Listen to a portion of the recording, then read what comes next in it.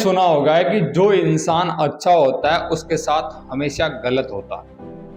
ये कहावत है और कभी ना कभी ये सच हो जाती है। और मैं बात कर रहा हूं उड़ने की आशा के अंदर जो सचिन देशमुख है उसके साथ आज के एपिसोड में बहुत बुरा हुआ। बहुत बुरा क्या कि उसकी जितनी भी गाड़ियां थी सारी की सारी गुंडा भाई की वजह से तोड़ दी है। और सचिन को कुछ बुकिंग मिली हुई थी, उस बुकिंग को पूरा करने के लिए गाड़ियां भी चाहिए थी, 4 गाड़ी। तो सचिन का तो यहाँ पे जितना प्लान था सारा का सारा चौपड़ हो चुका है और सारी की सारी गाड़ियां टूट चुकी हैं। लेकिन आपको पता है कि सचिन हमेशा एक बिजनेस की सोच रखने वाला इंसान है, हमेशा पॉजिटिव सोचने वाला इंसान है।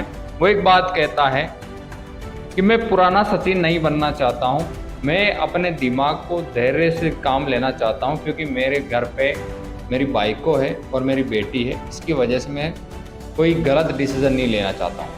तो यहाँ पे क्या होता है कि सचिन और सचिन के फ्रेंड के बीच में वार्तालाप होती है। सचिन का फ्रेंड बोलता है कि अब क्या करेंगे, सारी की सारी मेहनत, सारी डील अपनी कैंसिल हो जाएगी। लेकिन सचिन कम नहीं है, सचिन जाता है सीधा गुंडा भाई के पास में और वहाँ जाके उसको प्यार से हंसी मजाक के साथ में, कॉमेडी के साथ में उसको मस्करी करता है, समझाता है। और उसी की जिसने गाड़ियां तोड़ी है, क्योंकि सचिन कहता है कि आपने तो मेरी गाड़ी की अच्छे से सर्विस कर दी है, लेकिन अब हमें जरूरत है, लेकिन मैं कोई फ्री के अंदर लेके नहीं जा रहा हूं, जितना भी प्रॉफिट होगा इस बिजनेस से उसका 50% आपको मिलेगा। और ये बात बोल के सचिन 4 गाड़ियां और साथ में 4 ड्राइवर भी ले जाता है गाड़ी चलाने के लिए। तो ये तो रही दोस्तों, जब सेशन स्टार्टअप होता है, सीरियल स्टार्टअप होता है, उसके साथ में ये वार्तालाप होती है।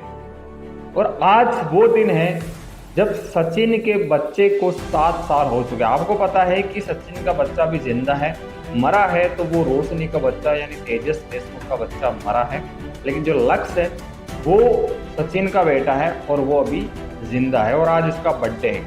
लेकिन साइली ये उम्मीद लगा के बैठी है कि मेरा बेटा मर चुका है और उसको 7 साल हो चुके हैं, लेकिन हर साल वो बर्थडे मनाते हैं, विश करते हैं और मिस भी करते हैं।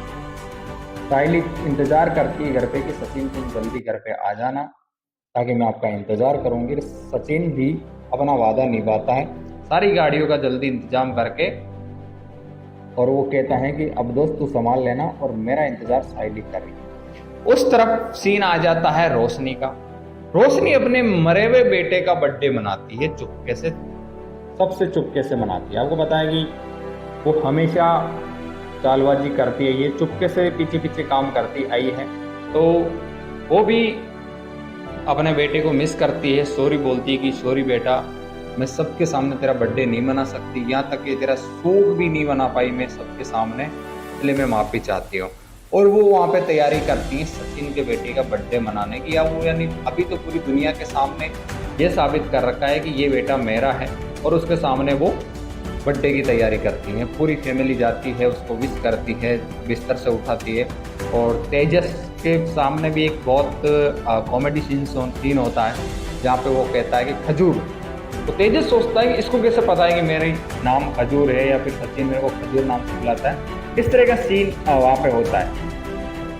लेकिन वो कहता है कि नहीं, मुझे खजूर वाली टॉफी चाहिए, खजूर वाली गोलियाँ चाहिए, और उसके साथ साथ में वो गिफ्ट की डिमांड भी करता है। लेकिन तेजस कहता है कि आज मेरा बेटे का बर्थडे है तो मैं आज उसकी सारी विश पूरा करने वाला हूँ। लेकिन यहाँ पे जो सीन चल रहा है, मुझे ऐसा लग रहा है कि तेजस और रोशनी की अभी पैसों वाली हालत बहुत खराब, यानी उनके पास बहुत कम पैसा है या फिर वो गरीब है इस टाइम पे। तेजस और आकाश और रिया की कमाई की वजह से अभी वो घर चल रहा है। तो रोशनी आगे कहती है कि इस टाइम पे ज़्यादा खर्चा मत करना, क्योंकि यहाँ पे फीस भी जाने वाली, स्कूल फीस भी। लेकिन तेजस उस भड़क जाता है और कहता है कि आज मेरा बेटे का बर्थडे है, प्लीज़ मुझे इसके लिए कुछ करने दो और मुझे मना मत करो। लेकिन रोशनी, मुझे ऐसा लगता है कि उसकी जो अंदर आत्मा वो ये सोच रही होगी कि ये मेरा बेटा तो है नहीं, मैं इसके लिए इतना खर्चा क्यों करूं, क्योंकि ये तो सचिन साइली का बेटा है, मैं इसके लिए इतना खर्चा क्यों करूं। वो ओनली फॉर इसका यूज कर रही है इस घर में रहने के लिए, इस बच्चे का यूज कर रही है इस घर में रहने के लिए।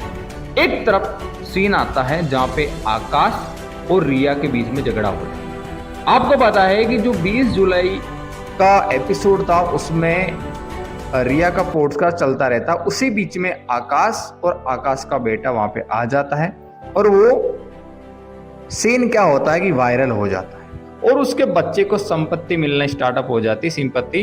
तो रिया इस बात को लेके काफी अपसेट होती है कि मेरी जगह मेरे बेटे को मिल रही, लेकिन आकाश वहां पे समझाता है और यानी काफ़ी सारी चर्चाएं होती है। यानी आज का एपिसोड बहुत इंटरेस्टिंग था और इमोशनल भी था। तो ये रही दोस्तों आज के एपिसोड की कहानी, आपको कैसे लगी और आगे का एपिसोड देखने के लिए या फिर उसके अपडेट के लिए चैनल को फॉलो जरूर कर लेना, बेल आइकन दबा लेना, ताकि आपको हर तरह की अपडेट मिलती रहे।